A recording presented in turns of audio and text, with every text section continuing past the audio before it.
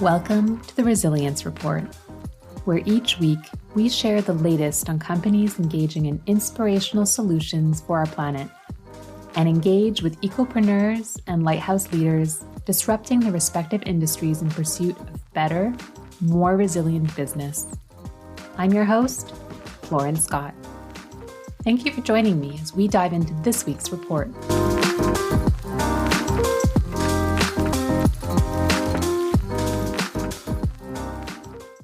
If you've been listening to the Resilience Report for a little while, it will come as no surprise that I deeply believe that innovation from entrepreneurs and business leaders is going to be what helps us take meaningful environmental action.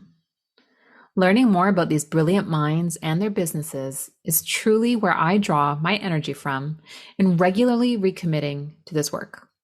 In other words, I believe that in innovation, we can all find hope. We often think of innovation as something that happens in the lab or in the workplace. We can also fall into the trap of thinking that innovation is something that should just happen naturally. But did you know that there are experts and communities out there specifically focused on helping to drive innovation? Our next guest is someone who has spent more than a decade creating this very culture of innovation amongst entrepreneurs and companies. Noah Redler is the founder and president of Arche Innovation and an active member of the global innovation community. He's passionate about understanding how organizations and people are evolving in the era of perpetual innovation, and a believer that we can ensure the harmonious integration of humanity and technology in society and the workplace. His unconventional professional background includes a variety of professional experiences, each one another opportunity to learn. Previously, Noah has held the role of the first campus director of Montreal's Notman House, VP of Communications and Government Relations for Gestion Immobilier Quo Vadis, political attaché at the City of Montreal, campaign manager for 5 elections at all levels of government, communications coordinator for Canada World Youth, and logistics and hospitality manager at Just for Laughs.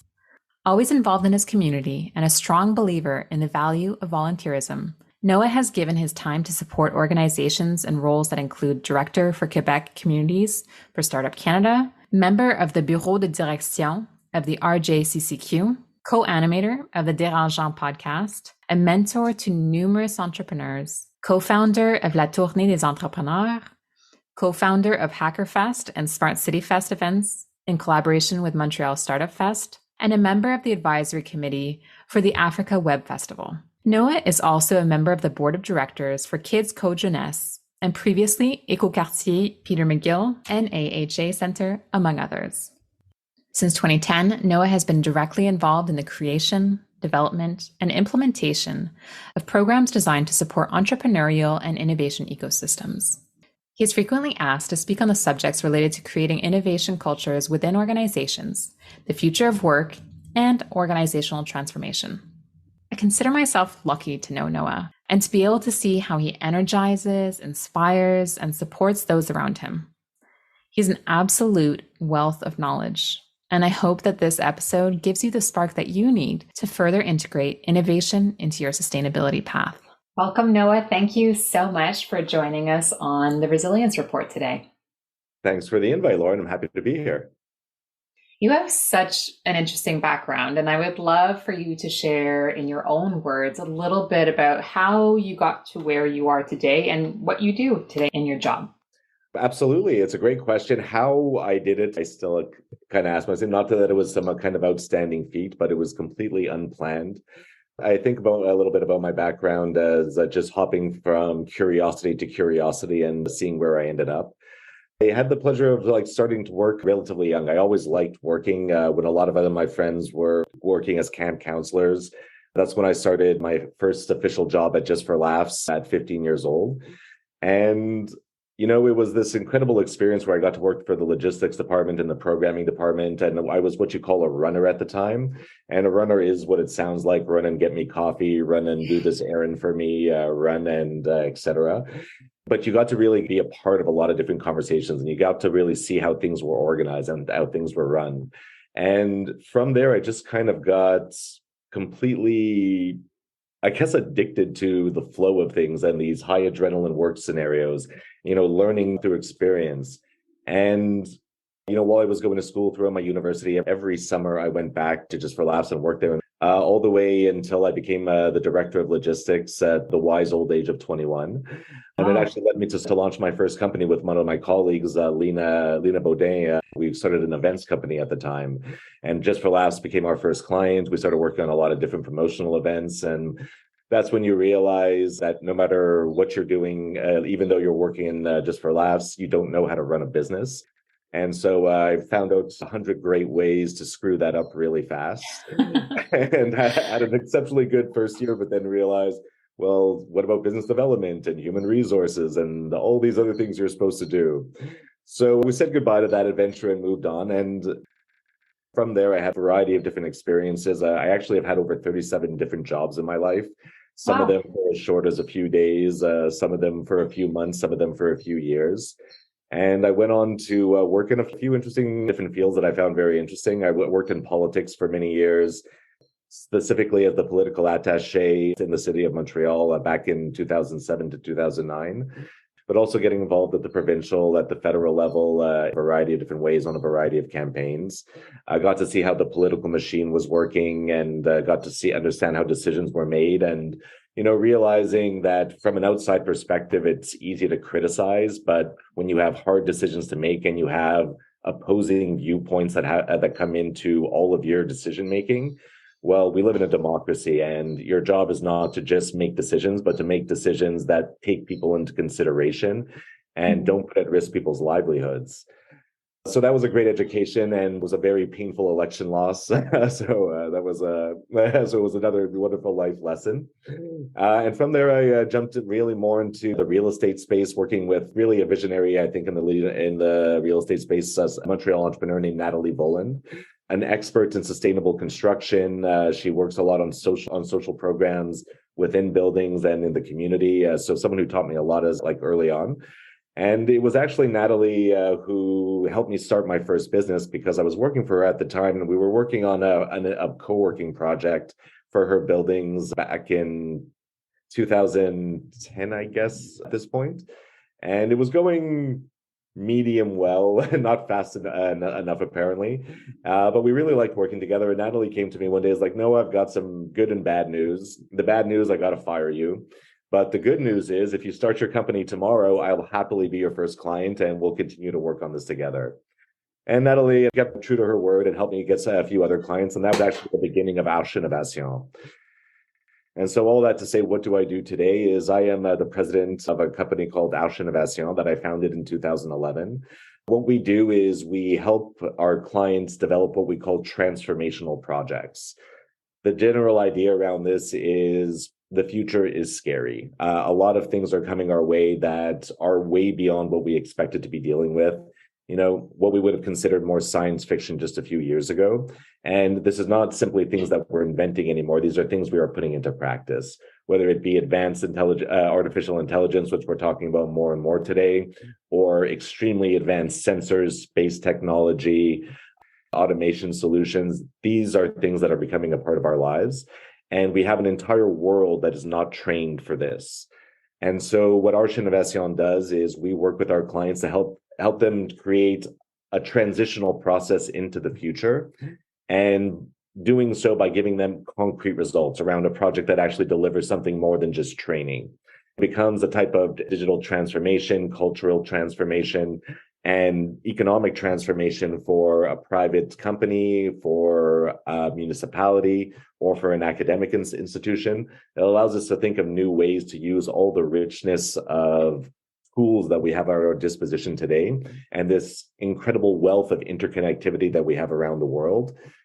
We don't appreciate it enough when we have at our fingertips, like we've gotten so used to it, but it's only 20 years old. The people who run the world grew up and developed a world where computers were not connected, really. That is the system that we live in today. When you wonder why your employer doesn't understand why you should have a chance to do more remote work, is because they built their company and they built their operating system at a time where you literally had to go to work to have access at a computer, because not everybody had home computers in the 90s. It's the internet. The popular internet is less than 30 years old. The smartphone is 17 years old if you don't count. Like if you talk about the modern smartphone, iPhone first launched in 2006 or 7. This well, now it's a little bit longer, but older. But these are new things that we're still learning how to use. Our society is not built around them, but they are the fabric of our society. All that long story to say, we work with our clients to teach them to do that. And through our consulting services, we work with a lot of municipalities. We're working on some projects we'll talk about a little bit later.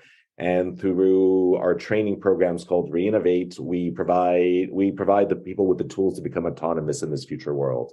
And I think that's what's the most important, is the future needs to belong to us all. And so innovation really needs to be accessible to everyone. And that's what we try to deliver.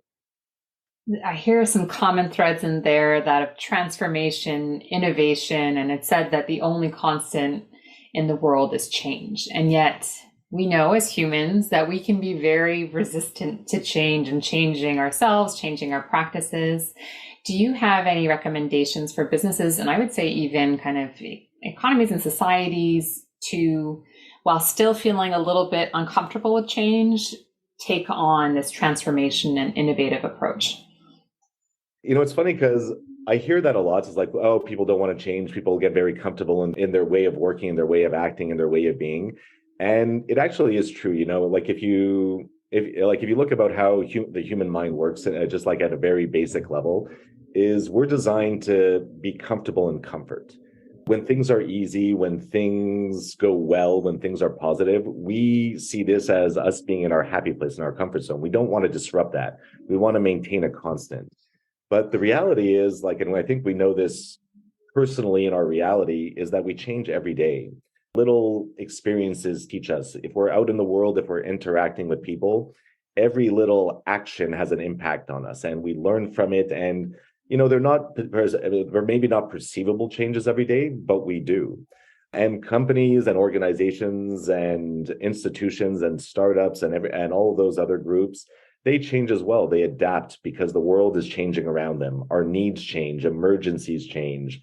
We go from January 2020 to one of the most to economy that was thriving and under every measurable metric, and everything was going amazing, to a period where we completely changed the entire world not in years, in months. That for me was one of the biggest indicators, is that when you look at COVID for real and what happened over the first 3 to 6 months of COVID, we changed like that. When we're motivated to, we change extremely quickly. We don't love being told to change. We don't love when people say you have to change now. We don't really love when it's being imposed on us. And so we see the reaction to when it happens. But it took very little time for most industrialized nations to go decentralized, to go virtual, for everybody to just be at home with a laptop and a smart camera. It wasn't even that expensive anymore. And so we adapt very quickly to things. And so, if you watch any kind of apocalyptic movie, it's funny to see how quickly humans adapt to this new reality. It's like, oh, well, this is the world today. We're there.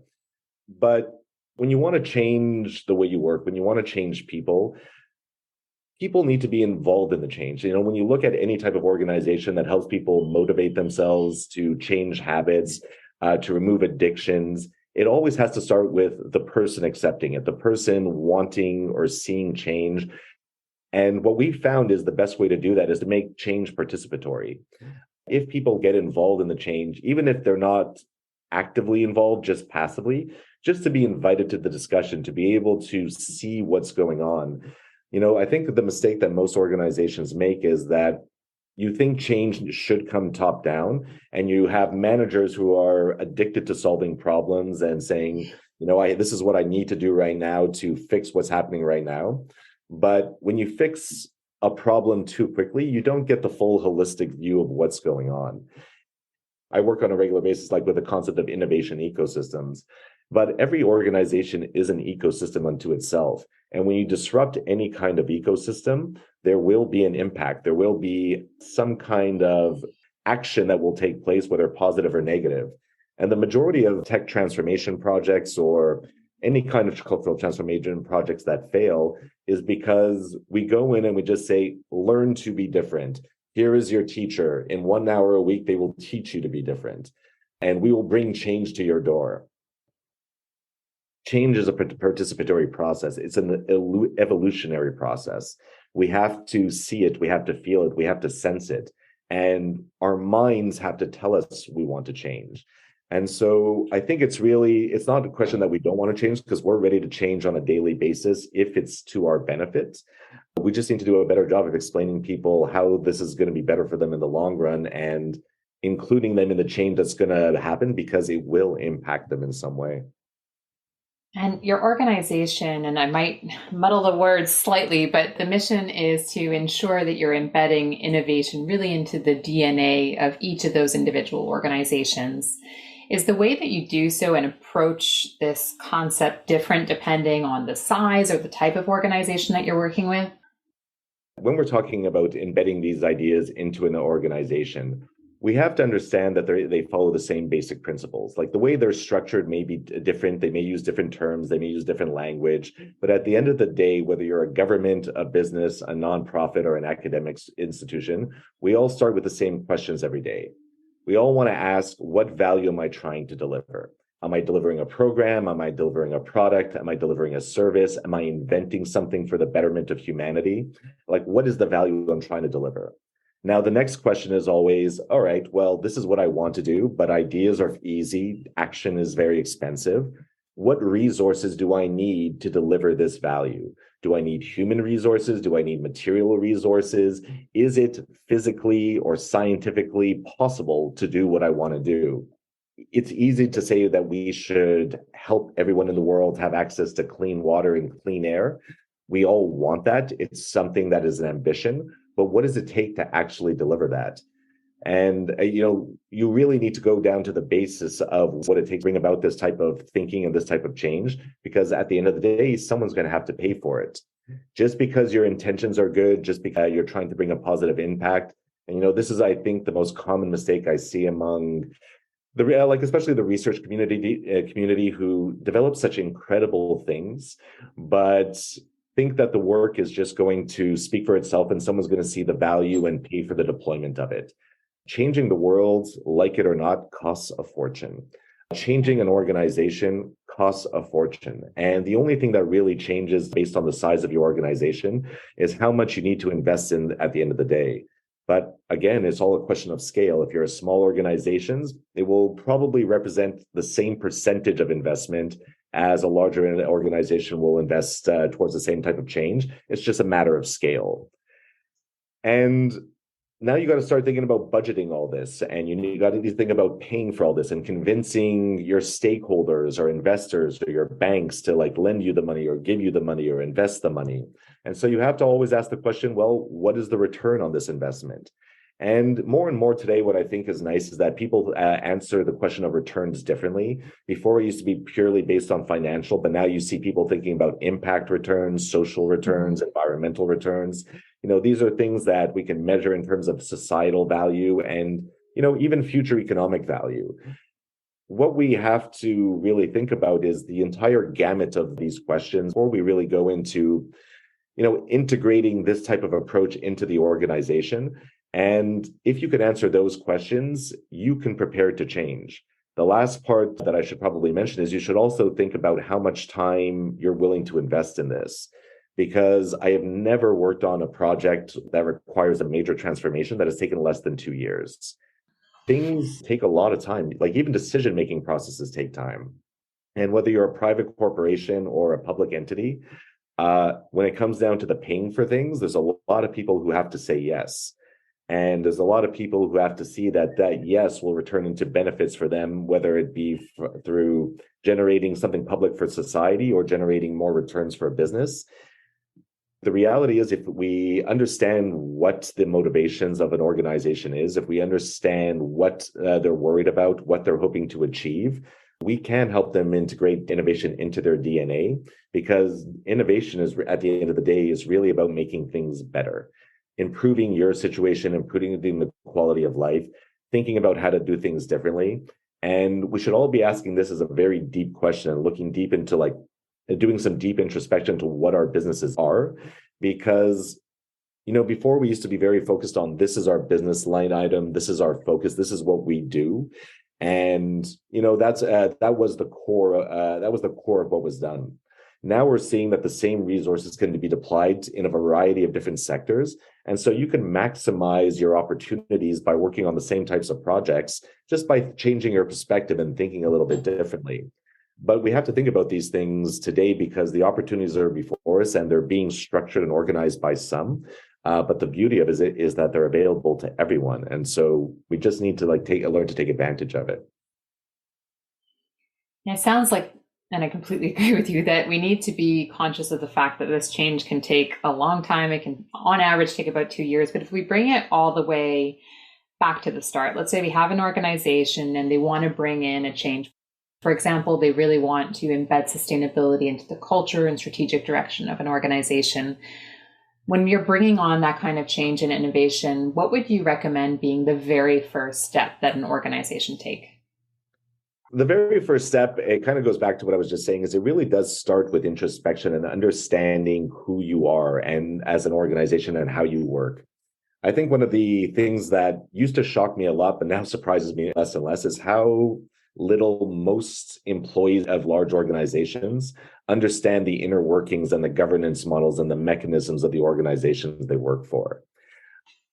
You cannot go in and just demand that everything change immediately. I used to use this analogy a little while back called the theory of two bridges. And the theory of two bridges is basically when you need to build a new bridge or replace a bridge, you obviously don't start by demolishing the old bridge. You don't put up a sign that says, you do not put up a sign that says, do not drive here. We're building a new one. Wait 5 years until we're done and you'll enjoy the experience later. The complexity of today is that we're not trying to build something new. We're trying to build something new on top of a moving train that cannot stop. The train can't stop. And if it does, well, there are implications to that. That means there's no more money to invest in that change. That means that, investment in innovation stops. That means that people aren't working towards solutions. That's what the train is. The train is all of this moving forward. And whether it's talking about economic progress or social progress or environmental progress, we're all on the same train. And it's got to cross this bridge one way or the other. So, of course, the best practices are always to ensure that the bridge stays standing while the other one is being built. And so you have to reinforce the foundations of what exists and make sure that this back and forth can keep happening. It's essential to how we live. But at the same time, you're going to be building something new right next to it. And when you build something new, you pique people's curiosity. You have people asking questions, will this be better for me? How is it going to improve my life? What's it going to change? Our minds naturally go to these questions, even if it's just about a bridge. And eventually, and I love this, when the Champlain Bridge in Montreal was completed, there was this one beautiful afternoon where both bridges were operational. I remember that. It was this perfect analogy. Is at some point, both systems will be working in tandem, but eventually, but sooner than later, the old system will start to close off. And people will say, oh, the new system, the new bridge is a smoother road. There are more lanes. It's more organized. There are advantages to this. We're going to have an REM train running through it in a couple of years. And so we're accepting this new change and this new model, but it's a transitionary process. And so to go back to your question, what does it take to bring about this change within an organization, is that you have to start with what exists. You cannot change the rules of an organization. You cannot change your business model. You cannot change all the employees. You cannot change the leadership just by snapping your fingers. It is a long, elaborate negotiations, and for good reasons. There's a project I'm working on where we're dealing with something similar recently, and at the end of the day, the end result will be to the benefit of society, but real people's lives will be impacted. Somebody will lose a job. Somebody's jobs will become irrelevant. And so you have to think about, what do we do with this? How do you manage this transition into the new? And so you don't create that friction of people resisting against it because it harms their livelihood. And it's not a crime for people to be worried about how to pay their bills, how to take care of their families, how they're going to secure their future. These are normal concerns that everyday people have. And when you take that into consideration, well, you have to go towards how things work and not just demand change and try to force it. You have to build it into existing mechanisms and step by step build change over time. And usually, what we do is we work by creating mini pilot projects, transformational projects. This is what change looks like. Isn't this fun? We create excitement about the change and how we use internal testimonials to say, hey, didn't this benefit your organization? Yes, it made my life better. Now you have the neighbor effect. Oh, well, my coworker's life got better. I want my life to get better too. It's the same thing as like, oh, you got a new car, neighbor. I'm going to get a new car too. This newness makes my life better for some reason. And then you can start to create change from within and have people walk towards the change that you've put in front of them at the end of the day, instead of tip their toe into the water and seeing if the temperature is right for them. You have to guide them towards it. And so when you're looking to build in any type of transformation to organization, build within the existing framework, see how the framework has to transform over time, and put in motions to make that happen. But don't forget ever that this will be a multi-year process. If you're a small organization, if you're a big organization, it'll be a multi-year process because you still have to keep the train running, still have to cross that bridge every day. And the new one will be there soon, but work towards it. Don't expect it to just airdrop into life one day. I often use the expression, you really can't change the direction of the wind by yelling at it. But if you put some time and energy into it, you can build wind tunnels and direct the wind wherever you want. Those are all such great analogies. And as someone who lives on the island of Montreal, a bridge analogy goes right to our hearts. So thank you for that. Island life, we know. Exactly. I know you have so many different projects going on with different customers and clients to the point where you're calling in from a different municipality right now where you're actively working on a project. Are there any projects in particular that you're very excited about that you can openly share on today's episode? Absolutely. Well, as you mentioned, I am speaking to you from sunny Victoriaville. I'm in town actually meeting with our client. We're working with la Coopération de Développement Économique de la Ville de Victoriaville et sa région. So in English, it's really an economic development agency for the city of Victoriaville in Quebec. We're working on a project, and I'm actually in town because last night there was an event called Le Souper de Maire, the mayor's dinner, I guess, where the mayor of Victoriaville, Antoine Tardif, really an interesting dynamic mayor who's brought a lot of a change around the organization, like around the city, excuse me, I say organization too often, but around. He actually announced publicly in front of 500 people this new project called La Cité de l'Innovation Circulaire. And so it's essentially a territory for circular innovation and circular economy. The city is now committed to delivering a transformational project where we will work to develop mechanisms, programs, funding sources for all the businesses on the territory and to build also access to research tools, innovation support, startup development to create new services for the circular economy because it will be a job creator, which is absolutely incredible. What they're hoping to do is to turn the territory of Victoriaville and the MRC of Athabasca into a model of circular economy. If you've been reading a little bit about the circular economy, and over the past year, I've had the opportunity to do an intense crash course on the subject due to this project, and it is extremely broad. It is extremely complicated. It has implications over the entire planet, our entire supply chain, how we deal with everything. If you ever, I don't want to say have the opportunity, but if you ever have a chance to go see a dump site, you will understand the importance of the circular economy because we are building cities out of piles of garbage. And these are materials that actually do have good purpose, do have value, can turn into something productive for the economy, for society, for people. And we have not learned to truly embrace this reality or this way of thinking about our supply chain. Everyone's heard of the supply chain as a concept of where we take goods and we turn them into products, and then it goes out the door into your garbage bin, and then we just kind of lose visibility on it. But it does end up somewhere. It transports quite a distance. It ends up in landfills. It ends up in giant holes that get filled with dirt, and so it's contaminating soil. There are serious implications. And the worst part is we could turn this into something valuable. The science exists today, the capacity exists today to build the tools, the machines, the equipment we need to transform these products more readily. And we happen to be arriving in an equally interesting time where the cost and the availability of raw materials, the cost and availability of raw materials is equaling or surpassing the cost of recycled materials for the first time in history. We've seen dips before, but this is the first time where we're seeing a complete transition towards like what is the cheapest solution. And so people are taking notice. Here in Victoriaville, in the neighboring city of Kingsley Falls, Cascade is one of the major corporations in the area, and they have a serious sustainability policy. They spend an enormous amount of money investing in circularity and reusing products, in recycling and making sure their products can be reused.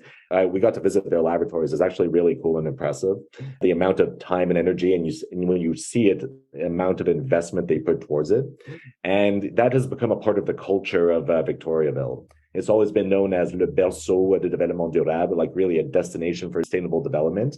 And now the mayor is putting the resources of the city and our client, la Coopération de développement économique Victoriaville, resources towards turning this project into reality. And why I mentioned before, it's important to have a mayor who's behind the project, who announces it at his event in front of 500 people, is because to make a project like this come to life, it's not just about a desire to do so. It's not about good intentions. It's not about people saying, yeah, that's a really cool idea. If you don't have the political will and the political support and the vocal political support to say that, yes, we are behind this and we are going to deliver this, well, things move much slower. But when it becomes an announcement, it becomes a community project. When the mayor says, this is our challenge, well, then people get involved very quickly and people take it much more seriously. And so I'm extremely excited about this project. It's still very early on, but I can talk about it because it was announced publicly yesterday, and there's the video online you could check out on their Facebook page to hear a little bit more about it. And we are just at the beginning. There's going to be a center for mutualized innovation. There'll be projects about getting more of the community involved and participating in it. And I am extremely excited about it. The other project I could talk about is that we're working with the Canadian Space Agency, Department of Earth Observation. And it's not something that everybody thinks about every day, satellites looking down at us. We think about it in terms of our telecommunications, our GPS, the basic systems in our daily life. But space innovation is becoming more and more powerful and also more and more affordable. Recently, I worked on a project related to the development of nanosatellites for Earth observation related to the environment. And if you haven't heard of nanosatellites yet, essentially miniature satellites about the size of a shoebox, and they cost about $1.5 million to $2 million US to deploy into space and to start circling the Earth and collecting data in real time. And this is incredibly interesting because normally a satellite would cost anywhere above $50 to $75 million and up and up and up. And so now it's becoming actually accessible to cities, to corporations, to nonprofit organizations. It's still a heavy price tag, but we can imagine that in the next 10 years, it'll become more of a $500,000 investment. And if you're an environmental organization or environmental researcher, well, now that's getting comparable to a major equipment or a major machine that you would want to buy to do an experiment here on Earth. And with companies like SpaceX or Blue Origin, well, we'll have commercial solutions to be able to deploy them relatively affordably in the near future. And so that gives us access to a lot of Earth observation data. And the Canadian Space Agency Earth Observation Department has been working to really unite the Earth observation data community from the public sector to the private sector to the academic sector, and think about how we can share data to support research and development of solutions in a variety of fields. One of the most important fields, of course, being environmental monitoring and protection. And so this is everything from monitoring forest fires to waterways, water quality, the depletion of ice shelves in the Arctic. We can now more affordably and more readily observe these trends in real time. And the value of that is incredible because real-time information, real-time data allows for real-time decision-making. It allows us to have a much broader understanding of the situation, to take in a variety of different data sets and informations, to find correlations, and to think about solutions on a much more macro scale. And I think that's something that's going to bring a lot of benefit to the world and to our understanding of how to protect the environment. It's a really exciting project, and the team behind it is very active in building an ecosystem and really doing some interesting things to try to make the Canadian Space Agency, try to connect the Canadian Space Agency more directly with the community. These are things that I think are really going to help progress better collaboration. And I think what's more important, data collaboration, so that we can really use that combined information coming from government to private to eventually academic and municipal satellites to really think about broader solutions for the Earth. I think it's fascinating to see how your projects all around innovation can go from a municipality level to space. It is really impressive to see. And at the same time, as you're saying earlier, it all goes back to those same conversations as to how can we really truly embody innovation at all those different levels. You mentioned a concept a little bit earlier that I don't know if all of our listeners will be super familiar with it. So maybe if you don't mind first just talking about the concept and then the impact on innovation, but this idea of tech hubs or kind of innovation hubs that we can have. I know you were deeply involved in one in Montreal, but the role of those organizations in innovation overall. Absolutely. And so the buzzwords of today is that you hear about innovation hubs, incubators, accelerators, ecosystems, all those fun buzzwords that essentially resume into physical or virtual locations where we can unite a group of either entrepreneurs or researchers or innovators or a mix of them all to work on their projects or joint projects together. What does that mean essentially? We have an insane amount of incredibly smart people in the world. It's funny to say out loud like that. It's like, oh, we have a lot of smart people in the world, obviously, but we have an insane amount of very well educated, very smart, very capable people in the world. And these people are incredibly good at one or many things. And specifically the sciences, just a generalization trend that I've noticed is that you tend to find these hyper specialized experts who work in either the field of artificial intelligence, who work in the field of medicine, or work in the field of engineering, or work in the field of so many others. And they're extremely good at the science, but when it comes time to do project management and implement that science into the real world, well, you can often use a little bit of hand. It's not necessarily it's not necessarily a part of your past experiences. And so these innovation hubs or incubators are places where you come to be supported to take your projects to another level. What we can often say, take your ideas to an impact or a commercialization level and know how to enter it into the real world. Because it's not just about inventing something and saying, hey, here's the invention, everybody should use this. Who's going to produce it? Who's going to distribute it? Who's going to pay for it again? All these questions come into play, and you have to answer those questions to be able to turn your idea into a reality. And so these innovation hubs become places where you can go for training, support, access to resources, both in business and in whatever your scientific or engineering project might be. They're also a place where you can connect with people like you. And I think that's one of the greatest values of these centers, these physical or virtual spaces, is that when you're an entrepreneur, when you're a researcher, when you're an innovator, sometimes you spend a lot of time alone working on the problem or in small groups working on the problem. And you can often feel that your problems are your own and you can also get very tunnel visioned in your problem or in your project. Being in places where you can learn that you are sharing the same reality, the same difficulties, the same operational challenges as pretty much every project that has ever existed. Understanding that there are people that you can go to give you different perspectives to help you think differently and that are ready to share that knowledge with you freely over a cup of coffee. And a place where you can go for training to understand that when you have it at this level of your innovation at this level of maturity, and it needs to get all the way up here, well, you need to find investors or funding, and you need to think of the business model and the return on that business model and the marketing strategy and the human resources. And those may be new subjects for you. So these places are places you can go to really become more complete entrepreneurs, entrepreneur researchers, entrepreneur innovators, and learn the skills necessary to go further. And I think most importantly, to develop the network of peers and support to be able to guide you throughout this very, very long and arduous process. I am curious as well, certainly from sustainability lens, I do see it slightly, but less so definitely in the past few years, the impact of economic changes. Does investment and interest in innovation, does it ebb and flow depending on the state of the economy? For example, if things are booming, people want to invest in innovation. And if we're going into a recession, do people clutch their wallets a little bit closer versus investing? And if that is the case, have you seen any tactics that can still help innovation progress, even when we are going into economic uncertain times? So to answer your question, yes, and at the same time, no. I mean, as we mentioned before, innovation does cost money.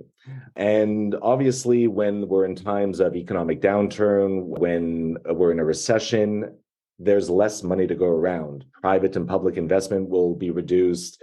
There will be less investment going into startups, less corporate investment going into research. And so naturally, the pace of innovation will slow down, but it'll never actually stop. And, I think when we're going through tough times, those are the times that we really need to think about investing differently and using that time to become more resistant to these crises in the future. I think, as most people will know, that the best innovation usually comes from a time of crisis. Yeah. But one of the big factors that have changed recently, and I think one thing that most people haven't really come to terms with, is that while innovation will always cost money, the process of thinking about solutions, of inventing solutions, has now become unbelievably affordable. If you want to buy access to cloud computer space, if you want to buy sensors, if you want to buy microcomputers, if you want to buy a laptop that's powerful enough to run AI algorithms or big data models, these things have all become exceptionally affordable to the everyday person. For an investment of less than $10,000, you have the equivalent of the same innovation capacity as General Electric would have had in the 1970s. And that's astonishing. And so that means that we can go online and go on a variety of websites from Amazon to Alibaba and order the key components and electronics and tools required to build prototypes. We can go onto Microsoft Cloud or Amazon Cloud or Google Cloud and have relatively free cloud storage to be able to program applications and develop software solutions. And what is even more incredible is that today we also have this incredible capacity to learn autonomously. There was a time where if we wanted to learn engineering, sciences, you had to go to university, you had to go through a very specific academic career because there were only a certain amount of people who could teach you. And there were only certain places where you had the infrastructures to truly learn practical and applied knowledge related to various scientific fields. This is different today. Most things can be replicated. If we put aside health sciences, anything related to engineering or software, we can build in our garage right now. And we can do this just by saving, if we really have a project in mind, we can just save up a little bit for a year or two, and we'll have enough free capital to invest in the early prototypes ourselves. You don't need big investors. You don't need this big fancy job. You can take the time to learn relatively freely online how to code, how to build. You can join a makerspace. You can go to coding schools. And you will be given the basic tools needed to be able to innovate on your own. But people don't really take advantage of all this richness. Of course, it takes time. Of course, it takes energy. We're working. And so, of course, we can't just stop working and, start this new career path. But I assure you, and from my own experience, you can give up an hour a night of Netflix and focus it on this instead. And within a few months, you'll be very advanced. This isn't hard anymore. And you should be learning these practical hard skills because our collaborators in the future will be software. They will be hardware. We will be interacting with AI bots as much as actual physical robots. And it will be important to be able to learn how to interact them and also to think like them on a different level. And so people really should be learning about the skills of the future today. And all that giving so that you can make innovation accessible to you even during the hard times.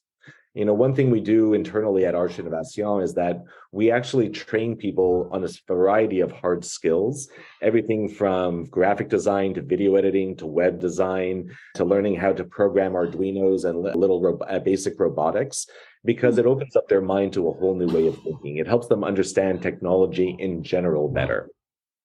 And again, if you understand the basic mechanisms and the basic concepts, it allows you to adopt and more freely explore the opportunities ahead of you. And you can literally turn your entire workforce into a force of innovators and find different ways to compensate them for coming up with ideas or bringing things to your attention. But why wouldn't we do that today? It's so obvious and so interesting and so valuable. And it's a question not only for our own organizations making them better, but it's about societal equity. We do not want to be in a world of technological have-nots and no-nots. Mhm. That is the greatest inequality we can create for the next future generations. Everyone should learn what they're playing with because these are the tools of the future. This is all amazing recommendations, I think, for anybody at any point in their career. So thank you for sharing all of those. For you personally, was there a moment in time, you mentioned maybe when you were in the real estate space and there's a sustainability overlap, but where you realized that you wanted to include at least elements of sustainability in your professional career? I've always hated waste in general. I just don't like the Mm. idea of being wasteful with anything. So that's something that's been a part of me for a very long time.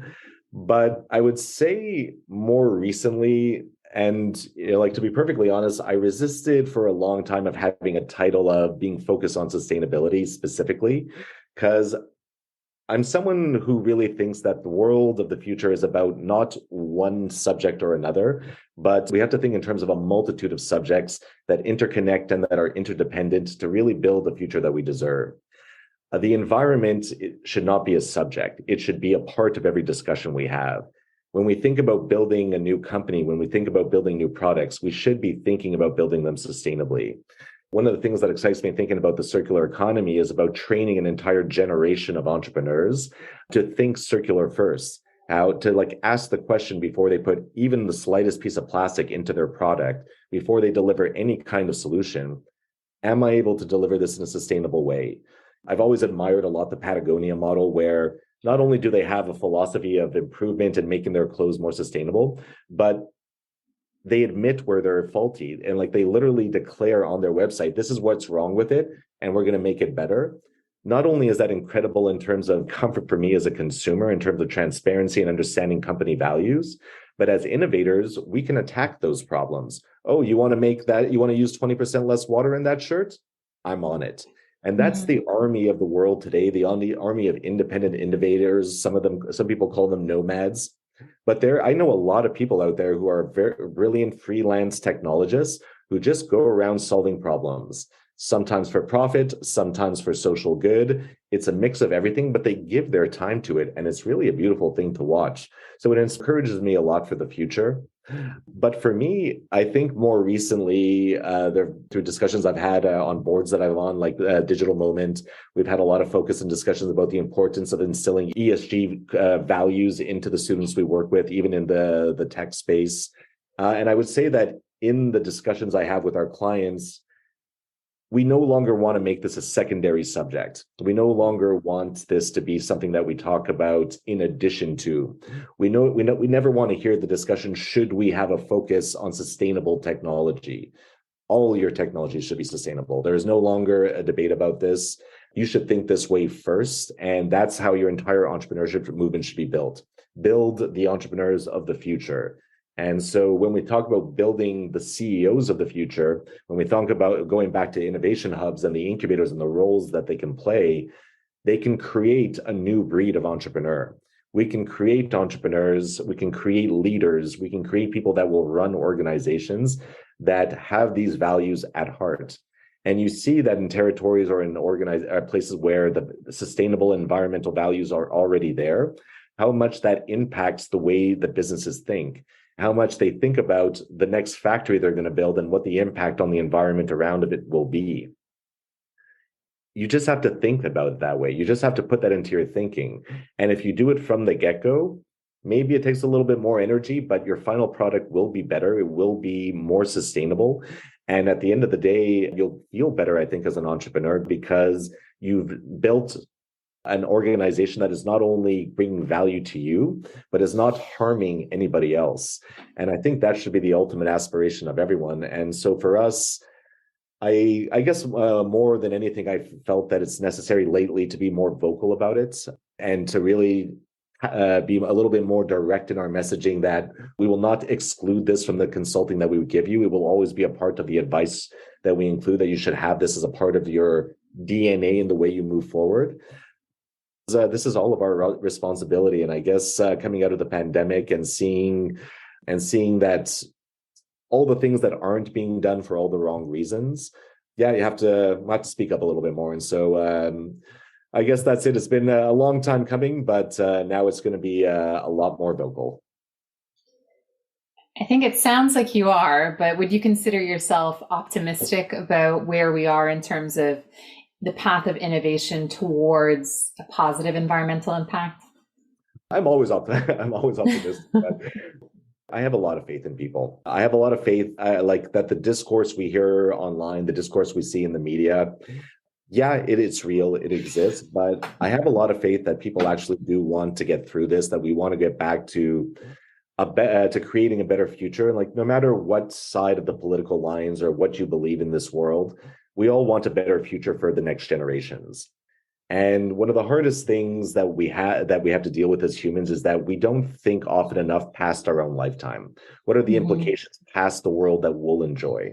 But most species on the planet are essentially exist to perpetuate the success and the longevity of their species. And we need to start changing our mentality to start thinking about every action we do today. We may not live to see it. We may not get to really enjoy the fruits of our labor, but it doesn't mean we shouldn't do it. It doesn't mean it's like we should delay in doing something. This is the greatest inheritance we can leave for the future. And I think we're on the right track for it. It doesn't feel like it all the time. When progress is slow, it feels like it doesn't exist. But if you look at every single indicator related to the environment or even related to quality of life, it has improved dramatically over the past 100 years. I recommend to everybody a book called Factfulness. If you want to feel a little bit better about the future, read this book because it gives you a better indication of how we are making progress, even if it is imperceivable from time to time. And at the end of the day, I also believe that we're not in this situation because of malice. We came into this world that we live in because we wanted to create a better society, a more affordable society for everybody.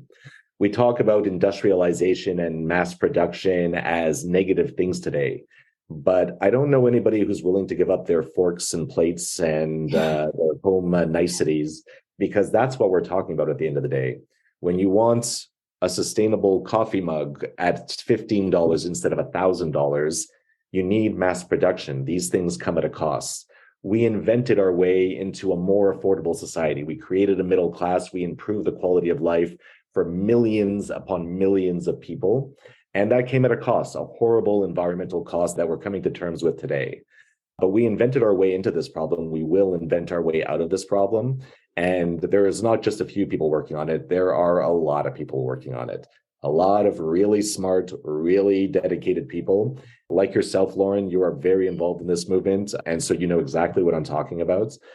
Yeah, of course, we're going to get there. We're on it. Yeah. Well, I definitely consider you one of those very brilliant people working on this as part of our broader ecosystem. And I want to be mindful of your time. So just before we wrap up, we always ask the same last question on the resilience report, which is, what do you think it will take for businesses and leaders to be resilient going forward? Resilience in the future is going to be with the ability to deal with much more rapid change than we're used to. Business leaders by nature deal with constantly changing circumstances on a daily basis. When you're a leader in the business world, you understand that you are not in control of your entire environment. There are things that you have a vision on. There are things that are within your control, but the entire world is out of your control. You cannot control weather. You cannot control sickness, employee circumstances. You cannot control global pandemics. So I think business leaders are already in a mentality that we have to deal with complex decisions on a regular basis.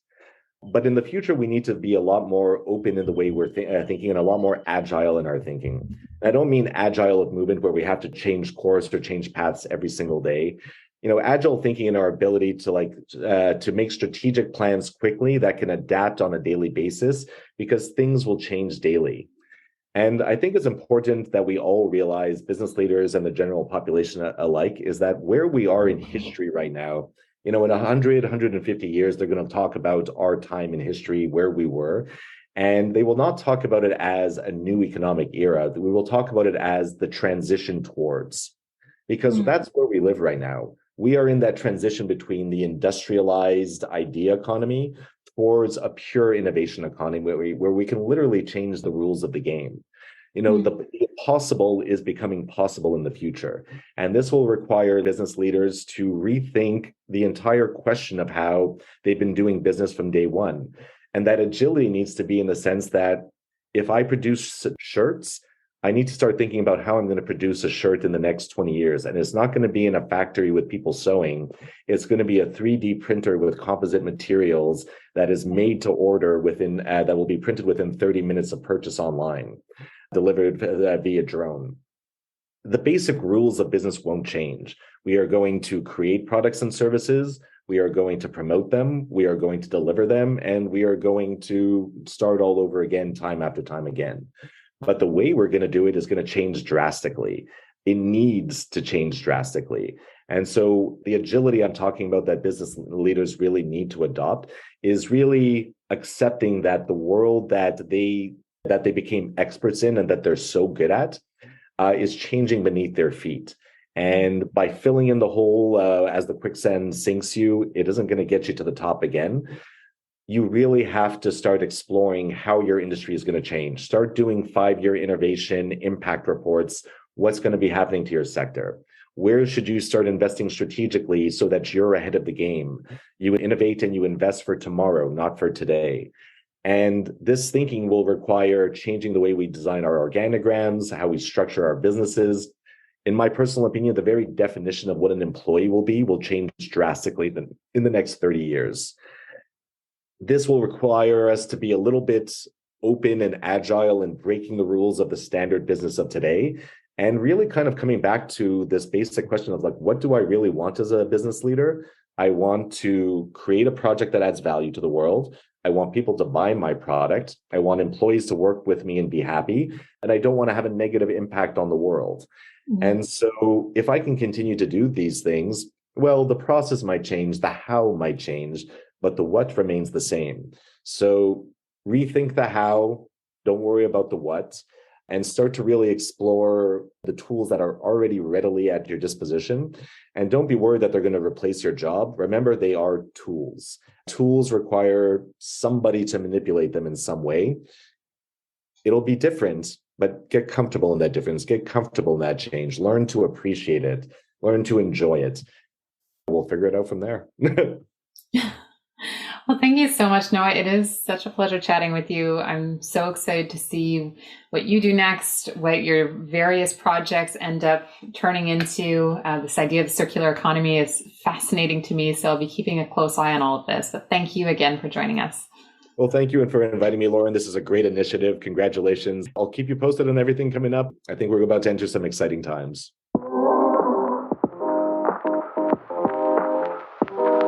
I hope that you've enjoyed this week's edition of the Resilience Report.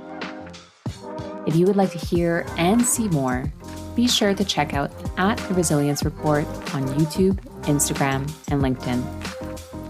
Until we connect again, remember, even on the darkest of days, we all have the opportunity to be a lighthouse for others as we collectively pursue better, more resilient business.